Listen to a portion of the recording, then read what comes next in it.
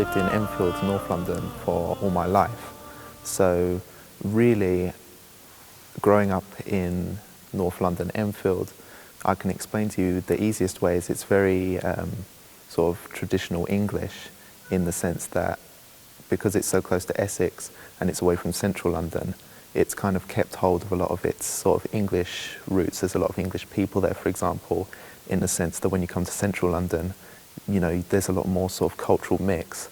But yeah, growing up in Enfield was really, for me, just a kind of traditional English growing up. I came from like a Christian family, but not a strict Christian family. My mum and dad were divorced from a young age. So really, growing up, I had nothing particularly special, but really just a traditional English background. Really, when I started reaching secondary school age, that was really when I started to experience new cultures, new experiences. And one of the more common cultures that was in Enfield at the time was like a sort of Indian Pakistani mix of Islam culture that obviously was quite sort of common in the area as well. And as I sort of went through secondary school, I started building friendships and relationships with like different cultures, and a lot of them were Muslim. So that's when I really started to build up a kind of connection and a sort of better understanding with Islam. But really growing up in Enfield, coming from an traditional English background, my parents are both English, my grandparents on both sides are English, and as far as I know, going back and back and back, it's all pretty much English. So really, it started off very, I was out with a lot of friends, usually like drinking, unfortunately, and doing things which is quite common in this culture, in this country at the moment, unfortunately. But when I started reaching the age of around 15 or 16, the friends which I built up through secondary school, who I've become very close with by this time, many of them being Muslim, that's when I really started to get a deeper understanding of the religion and what it was all about. And from early on, I was always extremely interested in Islam and Muslims in general, you know, what they did, why they did it, because there was so much passion, obviously, coming from them. Even me, an outsider of the religion, I could feel the passion and see how much importance it was to them. And obviously this would bring up certain questions as to what was the religion all about, why was there all this passion, you know, what were they doing? Obviously I knew basically what they were doing, but in terms of behind closed doors, because for me, coming from such an English background, all I really knew in my ignorance, unfortunately, was obviously the Muslims believed in a God called Allah, his prophet was Muhammad, and they prayed in a mosque. Apart from this, there wasn't too much else I actually knew at the time before meeting all my Muslim friends, of course. And so really this desire to find out more and what was so important about this religion to these people, to my friends, was really what sort of drove me towards seeking to find out more about them. And around about this time, 15 or 16, is when I started to gain such an interest in the religion that it was leading me to move away from my past English upbringing, which had so far been basically surrounded with alcohol, going out and partying, not really caring about anything in particular, you know, just kind of an ignorance, living in ignorance is the best way to put it, I suppose. But because I'd always had a belief in God, even from a young age, although Christianity wasn't something I particularly took very seriously, my belief in God throughout my entire life had always been serious, but obviously not having the resources available to me to know how to worship him properly. You know, I didn't have much education about different types of religions apart from what you learnt at school, and the sort of information they offer young people in this country about Islam in particular is very little. So obviously having that opportunity to learn more and to study different religions and what was best for me to worship God, I just didn't have. And at the time, I wasn't particularly so bothered. Obviously, coming from an English background again, there's this kind of general belief in society where, you know, everyone just doesn't really care. It's all about sort of earning money or going out with your friends. And obviously at that age, people are more concerned with going out, partying, getting drunk, than particularly sort of going to pray, for example. But anyway, because of this belief in God and obviously all this passion I was receiving from the Muslim brothers about going and praying to God, you know, I'd ask my friends, do you want to come out and play football, for example? But they'd say, no, sorry, I've got to go and perform Friday prayer today, or no, we've got a conference going on at our mosque, something like that. So obviously, you know, I could see that the way that they were worshipping God and that they were putting God first just felt to me as if they were doing something which I wanted to do again. So yeah, around the age of 15, 16, I started asking my friends more and more questions. So tell me, what are your beliefs in this aspect? What would you do in this circumstance? What do you do in the mosque? And how do you pray? Things like that. And all these questions were really starting to make my friends wonder, well, why don't you come to the mosque and watch us pray? Why don't you come and listen to this conference? Why don't you listen to this speaker we've got at the mosque, and so on and so on? And eventually, after about my 16th birthday, roughly, it just sort of came into my mind that Islam was so, something that I was so passionate about, but yet I wasn't involved. It started to raise the questions in my mind, like, why not? Why don't I look into possibly becoming Muslim? I liked everything they were doing, so why don't I do it as well? All the ideas that I was hearing, all the beliefs, all the stories, everything about what they believed in, how they worshipped, everything I found interesting, inspiring, something that I really believed in myself, and I really respected people who believed in it.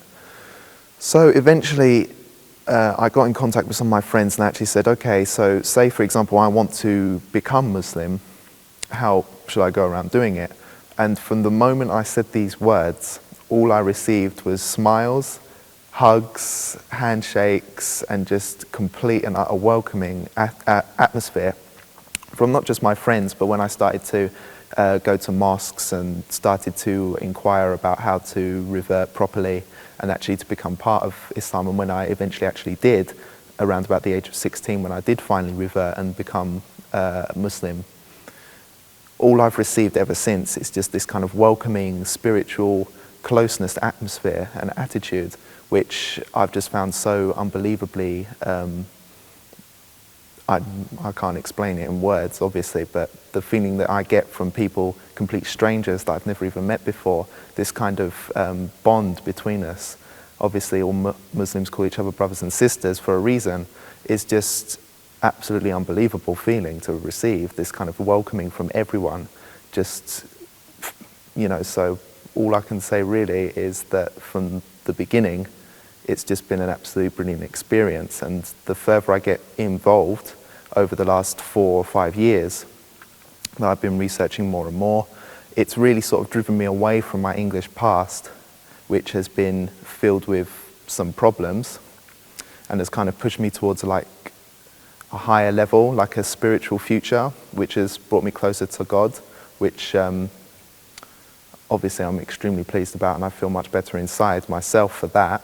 But also it's sort of helped not just me, but also my family to kind of come away from a troubled past. Obviously, like I mentioned, my parents were divorced when I was very young, I think like the age of 4 or 5. So obviously my mum, for example, who had raised 3 children on her own, suffered. And obviously me and my sisters, 2 sisters and me, the only man in the family, suffered as well to a certain degree. But when Islam was introduced into my life around about the age 14, 15, and then obviously when I eventually reverted to the age of 16, I've just found nothing but comfort and peace inside ever since. And even my family, who are not reverts themselves, they haven't actually taken the step to become Muslim themselves.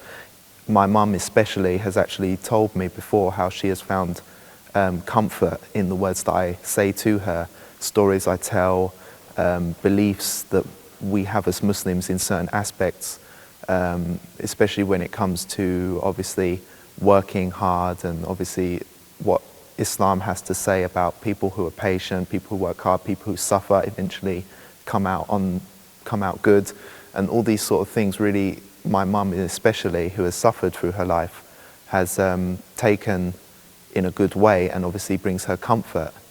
You understand? So it's really is, all I can say really is just an absolutely fantastic decision that I made, and I've had no regrets ever since. So when I was from a young age, I can't remember my exact age, but roughly sort of primary school years, I was always taken to like Sunday school. I was taken to church on special occasions like Easter, for example.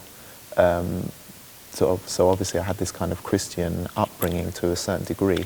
It was never strict because my mum had always made the promise to obviously give us that opportunity to learn, and talking to her about the issue, she always believed that it was important for her to offer her children the sort of education and to offer them the kind of route to, if they wanted to take the sort of religious path and have God in their lives, that she would obviously give it to us.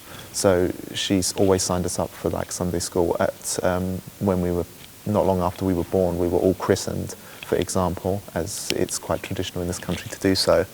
And then, yeah, right up until about the age of, say, 10, 11, maybe 12 latest, we would always be taken to church and by our mum and our grandparents. Sunday school was always a big part of our lives throughout our young childhood. So yeah, I could definitely say that we had a Christian upbringing. But apart from these sort of places we used to go to receive this kind of religious education, we never really brought Christianity to the home, for example. We wouldn't say a prayer before or after eating, for example. I personally used to pray from time to time at home, but it was never anything that we would do as a family or particularly talk about. For example, once we had left the church or Sunday school, we would very rarely talk about God or religion or Christianity at home. So it wasn't really something which we had in our lives at home, so to speak. I had a belief in God inside me, which was certainly helped by having this opportunity to learn more about God, and from a kind of Christian's perspective, it certainly helped me to believe in God from a young age, but it never really hit a point where it was taken particularly seriously. I took God seriously, but the religion, Christianity itself, I don't think anyone in our family took it particularly seriously. There was no real belief, not in God, but the religion, you understand? So, but me, in my family of four, is really the one who was, in a way, taking the belief of God more seriously, in the sense that I was more interested to know more, and obviously there was a stage not long before I reverted to Islam where I would go to church every so often when I had time, and I would go on my own because I was really the only one in the family who was particularly interested to go and to kind of try to gain this connection with God. But never really in our whole lives has Christianity really touched us specifically and kind of given us what we was looking for as a family in terms of, and even me as an individual, I'd never really got anything from Christianity that I was looking for in terms of seeking closeness to God. But, and I think that's why when I reached this age, when I started meeting new friends, meeting Muslim brothers from different countries, different cultures, but they, no matter where they were from, they all had this same belief in God, the prophets, everything was just the same. It was just, and the closeness that they had to God and to their religion and to each other as well was really, really interesting for me, and something which I really wanted to be a part of, because that is what I'd been missing from my religion before with Christianity, which I'd wanted, but I'd never fully received or found. But I think having that Christian upbringing from a young age, although it wasn't something I was particularly looking for, it did certainly help on the path leading towards the correct path, Islam, because obviously it gave me a better understanding of God and of most of his prophets, because obviously before reverting to Islam, I did know about most of the prophets, like Moses, Jesus, for example, big prophets in Christianity, which are also big prophets in Islam. But then obviously, so having that kind of education from an early age, I would say, helped me in my path towards the truth. But I would never say that Christianity ever really made me happy in giving me what I wanted, which I'm receiving from Islam today. My past, from my entire life pretty much up to this day, I've never really had the luxury of having lots of, for example, money or possessions, something like that. I've come from a working class background, and so sometimes in life I have, obviously struggled for money and things like that. And like I said to you before, my mum separated from my father when I was a young age. She had 3 children, and obviously she wasn't working herself. So in the past we have obviously struggled for money and things like that, and living has obviously been very difficult for us at times in the past especially. And obviously there has been a lot of temptations in sort of society, not just necessarily Western society where it is a big sort of issue at the moment, but just in society in general. You have this kind of sort of attitude where sort of chasing money or chasing a career or chasing fame, for example, which is quite big at the moment, is something which most people are kind of led to believe is the best way to sort of live your life. Getting a good position at work to get more money, or obviously becoming famous, for example, is a big thing where everyone just wants to be famous, and that's about it. There's no sort of attitude where they kind of expect you to be, if you sort of give your life to God, then you'll get good things back, which is obviously what in Islam it sort of teaches you, to have this kind of belief in Allah, and obviously Allah will give you a good life through worshipping Him. But today's society, especially in this country, I've felt that people are more concerned obviously about, as I've said before, going out and making friends and just kind of building a life surrounded by work and going out, having fun, and having this kind of ignorance, of God and religion. And it seems that with all these attitudes and all these beliefs that have been pushed in to people's minds, it's all about making money, it's all about paying bills, it's all about becoming famous and rich and, being popular and everything like that, that people have just moved away from religion completely because they don't feel as if it's the right sort of path to take in order to achieve all these desires that people want, to be rich and famous. But me, although Christianity from a young age wasn't really doing it for me, and I wasn't getting from Christianity what I wanted, I did obviously have the option where I could choose to chase money or chase fame or something like that, rather than chase religion. But I think the one thing that kept me from that is because obviously having an upbringing where money wasn't important, and this is one belief that my mum always stressed to her children, was that money is not important in life. What is important in life is what you believe in and your family and this connection. I think it really helped me to understand what in life is most important. and obviously to kind of take that belief that I've been taught by my mum and put it in the right place, which in my eyes was religion, rather than putting it into, say, spending my entire life working just to get money or to get promotions and not spend time with my family and things like this, which some people do, or maybe rather than staying at home and worshipping God or being with my family in a safe environment, going out and partying with friends and doing not so good things. So although the society in general, especially in the modern times, sort of really teaches that an individual should do sort of selfish things, really kind of only care about oneself and just kind of make sure that you're okay, getting money for yourself, getting fame for yourself, getting popularity for yourself, and doing well for yourself, rather than actually investing in others, being charitable, for example, which is something which you don't really see a lot from the society today, sort of teaching you to be charitable and selfless.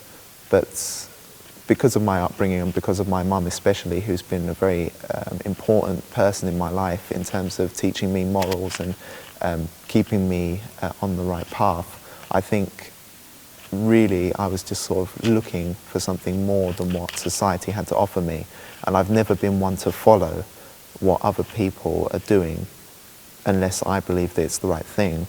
And I've never really been tempted by anything or anyone in this sort of society to follow like something which I don't believe in necessarily. I mean, I've always had a belief in God, and so I've always followed that belief.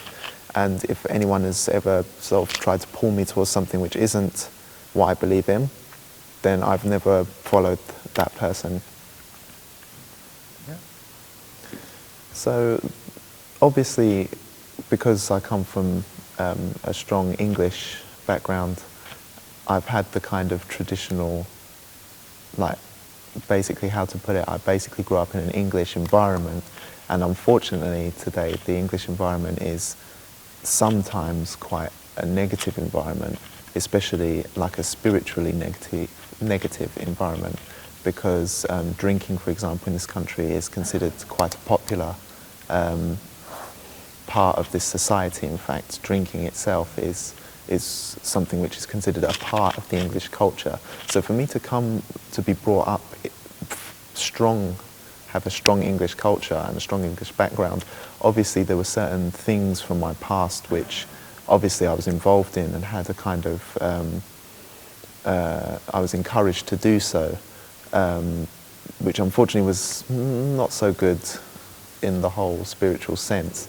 But at the time, obviously because I didn't have the education or the resources to know better about it, and obviously I didn't know anything more about it than what I'd obviously been brought up to live around, which is of course like things like partying and going out, and not really believing in God was quite a sort of normal thing in this society. Christianity, you know, often states that it's losing connection with modern English society.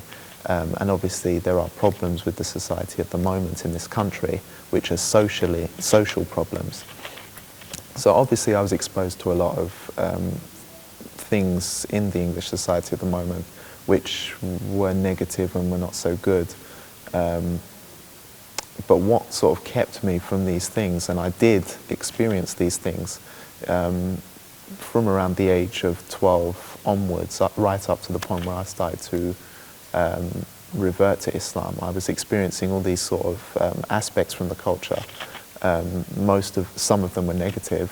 Some of them, obviously, I would keep with me till today, because obviously you learn from these sort of experiences in life. Even till today, I've taken a lot of it with me. Like, for example, how to handle situations with people outside of the home. Obviously, if you're in a big group of people, I've been to like parties and things like this, and things happen there, you know, sometimes bad things. And so obviously learning these things from being there is obviously important. And one part of Islam is to obviously learn all aspects of life, even the bad sides, so that you can understand them better to avoid them in the future. So I think that in a way it is good that I've experienced this side of life from this culture in this country, because obviously it has helped me to learn from these mistakes or from these situations, which has helped to make me a better person, which I am today. But obviously, because this country is so full of people who are much more concerned with going out, spending money on bad things, you know, it is obviously difficult for someone in my situation to have this kind of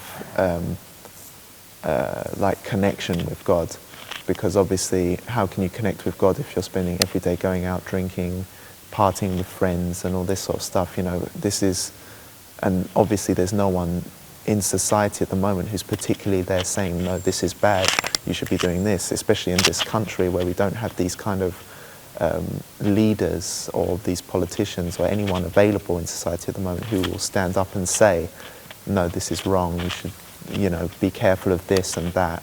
You know, there's just nothing there in this society at the moment for someone like me to have this sort of opportunity or this link to kind of move away from the typical bad things in this society at the moment.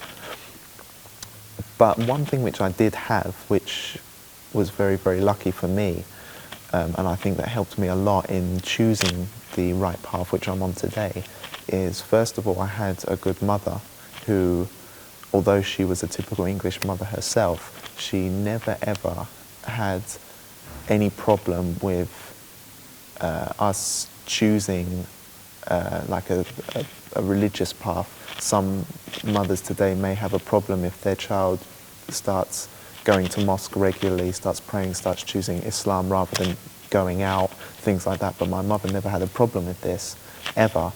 And she always, even from a young age before I showed an interest in Islam, would always teach us good things, to always stand up for what we believe in and to stay away from drugs and bad people, for example, and things like this. And she would always show concern about our well-being and our safety. The second thing I would say is that obviously my belief in God from a young age, which obviously helped me to a degree, because although I used to go out and I used to drink and you know, go out and have fun with my friends and not really think about God at that time, when I was away from all these bad things of life, I would have thoughts about God and would be interested in taking these steps towards religion. And the third thing was obviously the friends which I'd gained from when I reached sort of secondary school. I started building friendships with a lot of people who were really from different cultures, but they all had this same strong religious belief in Islam. And obviously these were my friends who wouldn't drink alcohol. They wouldn't be inviting me out to pubs and places like this where drinking would be involved, or, you know, bad things would be involved. And so having this core group of friends that really helped me to kind of have this environment where I could be with these really nice people who I enjoyed being with, but it wasn't surrounded by sort of bad temptations, or they weren't tempting me into doing bad things or saying bad things in front of me, or leading me to believe that bad things were good. In fact, they'd be doing the exact opposite. And so having this group of friends who was from that sort of age as well is something which is very difficult to find in this society from a young age. That's when people are really exposed to a lot of bad ideas, bad choices and bad environments. But me, I'd always believed that, and had a fear, I guess, of really bad situations, like taking drugs, for example, I would never been interested in. In fact, in my entire life, I've never actually smoked a cigarette. And the main reason is because I was scared out of it from a young age by my parents. So you can tell, obviously, that my parents played a big role, again, in keeping me away from bad things. So I'd never had that mentality where I would give in to certain things. But I'd always had this issue where, because of the society which we had, I was always exposed to several bad things. But religion is something which helped me in the end because it gave me dignity and respect in myself, which I wouldn't find from a society which was full of drunks and just people that just had complete ignorance. And you can only carry on this life for so long before questions start coming up in your head. Is this what I want to do forever? Why am I doing this? You know, I feel bad every time I do it, so why do I keep doing it? And obviously with so many of my friends who were doing so many good things and were doing so well in life, and having this kind of stronger belief that this life is not to be used in such a arrogant way, and that there is more important things in the future coming, and this kind of belief that God is more important than all these physical material items which people almost worship in this society these days. You know, they take these material goods so importantly that they actually become addicted to certain, some of these material things. They become addicted because they believe it's so important. And that is just something which I just do not believe in at all. And although from an early age I had several bad things shown to me, in the end what is more important is that I chose the better, which was the religion itself. And I think that although I've been exposed to these bad issues, it's helped me to make the right decision in the end, because I've had the help and support there to make the right decision in the end. But what is important, which I'd like to say, is that although I had people in my life, some were Muslim, some were not, who were obviously teaching me what was good and what was bad, in the end it was me who made the final decision individually to move away from the bad aspects of this society and to move on to the good. And I would say that the main reason for that was really that I felt that my belief in God was more important than a belief, or my sort of hanging around in these bad societies was just not as important to me as, say, my belief in God. And that was just the most important thing for me. The kind of questions that I would ask my Muslim brothers at the time were really kind of what would be seen as basic questions, because obviously I didn't have the kind of understanding which they had of the religion at the time. So many questions which I was asking them were kind of, I suppose, silly questions, but they were questions that were important to me at the time. Questions such as how would you pray, things like that, how many prayers a day would you pray, and all these sort of little questions which to them were fairly basic questions which they would have learned at a young age. So many of them found it quite funny for me to be asking. But this society really doesn't teach someone who doesn't have that kind of Muslim heritage all these kind of different aspects and all these kind of questions, you know, about the religion. So it was really, really interesting for me to have these resources, all these friends who were really, really heavily into their religion, and obviously having that sort of opportunity to ask all these questions, which I'd always been interested to ask, but never really had the resources or the people around me to answer them for me. I really was interested in taking full advantage of that, as you can imagine. So yeah, every sort of question, everything from obviously what the Prophet, things about his life, like where did he come from, who was he, what sort of things did he teach, did he perform miracles, if so, what miracles, and then of course, what were the differences, because I had a lot of like Christian views about the religion. I would ask what are the differences between them, what role did Jesus play in Islam, because at the time I didn't even realize that Jesus had anything to do with Islam. You know, I thought it was all to do with Allah and his Prophet Muhammad. So obviously this kind of gap in education and knowledge of the subject was something I really wanted to fill. So, you know, all the time I'd be asking questions, not just about the religion, so to speak, like the prophets and God and praying and all this, but I'd also ask about questions about the individual himself.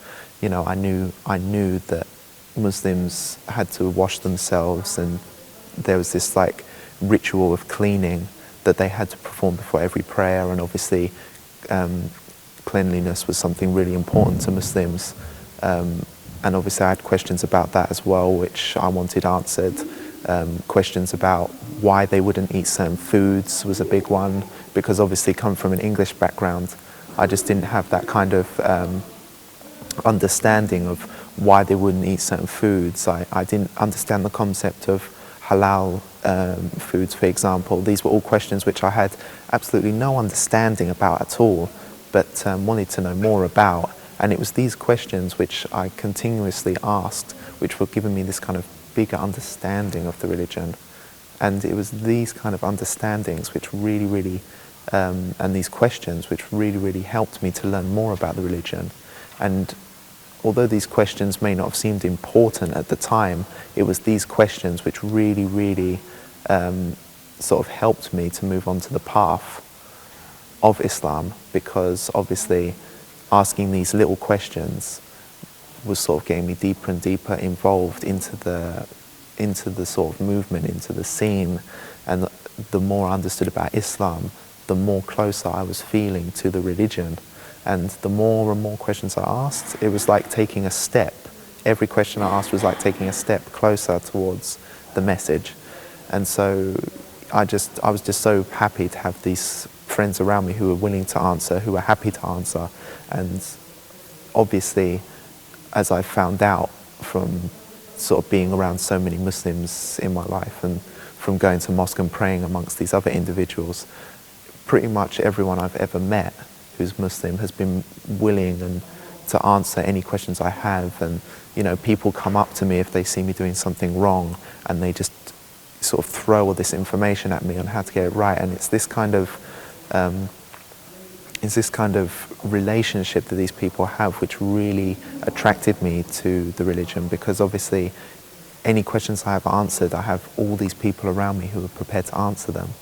And so yeah, from that early stage, I really started to gather an information on the key differences between Christianity and Islam. And it was these differences which were really sort of helping me to make my decision which was better for me. And obviously having my friends there helped me to understand why these differences, and to understand deeper about each religion and why they believed Islam was so good and why perhaps Christianity wasn't so good. And it didn't take me long to start realizing that Christianity wasn't the right path, because obviously the more information I was gaining, the more I was understanding why Islam is correct, why it's true, why everyone is believing Islam, why it's the fastest growing religion in the world at the moment, because it has answers to pretty much every question. There's never been a question in my life which I have asked or which I've had to be answered, which Islam has not answered for me. And this is the main reason why Islam is my choice of religion. When the day finally came where I made the decision I wanted to revert and be a proper part of the religion, it was one of my cousins who is a Shia from Lebanon. I called him up and basically asked him, okay, so if I want to become a Muslim, how do I go about doing it? Because I'd learnt so much about the religion so far, but this was one thing which I had absolutely no idea about. I had no idea what to do, if anything special had to be done. And the first thing he said to me, which I'll always remember, is, okay, as long as in your heart you're ready to be Muslim, you're Muslim, straight away. And so straight away, I was happy to hear that, and it was something which I'll always remember, because I was expecting there to be some kind of really big ceremony, or I had to do something special or something. And he said, no, as long as in your heart you accept Islam as your faith, and Allah as your God, and Muhammad is his messenger, you're Muslim, 100%. But he said, if you're comfortable in doing it, there is a way which you can do it publicly, which of course, because I was so eager to get involved and I really wanted to shout out that I'm Muslim and really get more involved and, you know, in a way kind of prove that I was really dedicated to the religion, I decided that yes, I'd love to go through with this procedure to really show that I'm a Muslim to the public and announce my new faith. Why I chose the path of the Ahlul Bayt? Well, for the first year after I reverted, I wasn't quite sure what particular path I was on. I wasn't sure whether to pray like this, hands down, anything like that. I had Sunni friends and I also had Shia friends. So I was completely split in the middle as to which one I wanted to be. My Sunni friends would obviously sort of kind of pull me towards Sunni, and my Shia friends, of course, would obviously want to convince me to be Shia. But obviously, because of my lack of knowledge on each particular subject, I just didn't know which one was the path for me. There was a period of time where possibly I could have turned Sunni simply because I was surrounded by friends who were Sunni, so naturally I would follow their way of praying, for example, and listen to their stories and teachings, for example. But there was a particular family in particular who I'm very close with, and I have a lot to thank them for in terms of the knowledge which they've provided me, the help they've given me in choosing the right path which I'm on today, and also helping me to be the person which I am today. And that is the Fawaz family. They're very, very close friends of my family again. They're a Shia family from Middle East, and the knowledge which they provided me, and also not just the knowledge but also the attitude and the way in which they invited me towards the Ahlul Bayt. Many of my Sunni brothers, unfortunately, the way they would try to bring me towards their way of thinking would be to kind of highlight negative points about Shiaism, whether the Shia brothers and sisters would actually, one thing which I'll say, my cousin in Woking, who actually helped me to revert, the first thing he said to me is, whatever you want to do, if you want to, however you want to pray, and whatever belief, whatever books you want to read is entirely up to you. He didn't mind whether I became Sunni or anything. It wouldn't affect our relationship at all, and he would actually be happy for me if I became Sunni.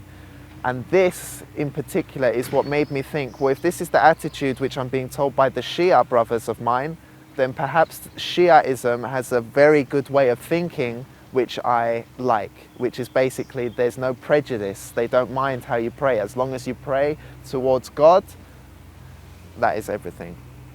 So anyway, the more I started to research about the topics, about the Imams, about the followers of the Prophet, about the Prophet himself, the way he used to